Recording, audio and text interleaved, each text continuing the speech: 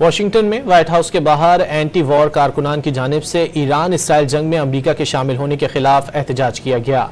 जंग मुखालिफ मुजाहिरीन white house के सामने जमा हुए और रैली निकाली गई, जिसमें ईरान के साथ जंग न करने और इसराइल की अमरीकी हिमायत खत्म करने का मुतालबा किया गया। एहतजाज के दौरान कारकुनान की जानिब से फलस्तीनी परचम भी लहराया गया।